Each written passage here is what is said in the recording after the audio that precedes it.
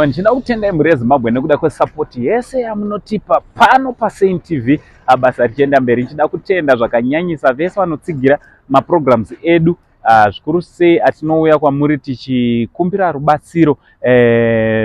Please note kuti rubatsiro rwatinenge tichikumbira harusi rwedu seSaint TV. Tinenge tichikumbira strictly for vanhu vanenge vachida kubatsirwa. So mukazonzwa vanhu vanouya kwamuri vachiti Uncle Saint vati vari kudawo chakati, aiwa vanhu ivavo mafraudster. Ende isusu tine nhambwe imwe chete yatinoshandisa. Mukaona vamwe vanokutsvagai nedzimwe nhamba vachiclaima kuti vabva kuSaint TV, aiwa varevewe nhema, matsotsi, makororo, batai murove vanhu. Handiti? So ndichiti zviri kudii kwese kwamuri muri yeZimbabwe. Ndichida kutenda inini saUncle Saint. Hanzvadzi yamai venyu ndoda kungokutendai nekuda kwekutsigirawo kwamunotiita. Basa renyu imimi richienda mberi. So ndichida kupai update panyaya yabhebhi anonzi Tanyaradzwa yane 2 years 9 months. Pamwe chete nababa wake Tafadzwa kuGlendale kwatikamboenda vhiki yakapera tikanosangana navo. Mhuri iyi yakaita dambudziko rekuti Tafadzwa akashayikirwa nemudzimai wake 2 weeks ago, akatoradzikwa. Ndofunga kuti makaona vhidhiyo rachona, vasati variona munogona kunoriona riri pafirst pinned comment. So Tafadzwa dambudziko riripo nderekuti akabva ashayiwa hama akabva yada kutora mwana wake kuti inge rinochengeta. Chinova chinhu chinorwadza, chinoshungurudza, nekuti mwana akashayiwa muchengeti mushure mekunge mai vake vashayika.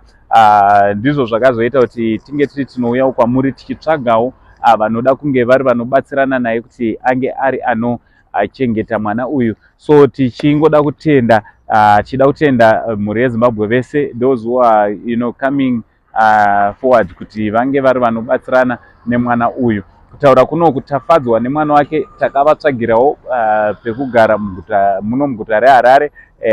Mwana ari kuchengetwawo zvakanaka, asi taakuchikumbira kune vanokwanisa kunge vari vanobatsirana nesu kuti mwana ange ari anobhadhirirwawo. Munoziva kuti pana anaanti vanenge vachengetawo mwana uyu vakasununguka kubatsirana nesu kuti tinge tinobhadharawo kuti anti vange vari vanochengetawo mwana zvakanaka. Also mwana haana chainacho. Kunyange nababa vachona havanawo zvinhu zvakanakawo zvokuti vange vari vanopfeka. Kunyange muchando muno magumbezi havana. Zvakaoma, upenyu hwakaoma. Ndakasvika paground ndikasvika pakuti kuna baba Chandei vakakwanisa kungobuda nehembe pamwe chete neyavanga vakapfeka mapatapata vasina kana juzi, nekuti ndo zvavaiva nazvo mumba mavo. Chinova chinhu chinoshungurudza.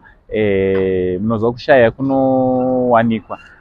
Baba nemwana vese vari mudambudziko rimwe chete. So kune vese vakasununguka vanenge vachida kuti vange vari vanobatsirana navo, makasununguka kutibata panhamba dzepaskrini, tobatsirana navo kuti mhuri iyi inge iri inobatsika zvakanaka. Baba vachona takavatsvagirawo pekugara patiri kufunga kuti vanogona kuitawo tumaprojects variritire mwana wavo, zvinhu zvigofamba zvakanaka. Ndo ndingozokupaiwo update pamusoro paTafadzwa nabhebhi Tanyaradzwa uyo ane makore 2 years 9 months. Musi wa14 September anenge achisvitsawo 3 years. Aiwa, thank you so much. So far tine blanket 1 ratakapuhwa. Mwari wamasimba usakuitire zvakanaka, nehembewo dzaakapiwawo dzekuti awanewo kuchinjawo kwemazuva 2-3. Kune vese vanoda kutibatsirana naye, makasununguka kutibata panhamba dzepaskrini. Thank you so much. From Uncle Saint, only Zim Uncle for now. Much love.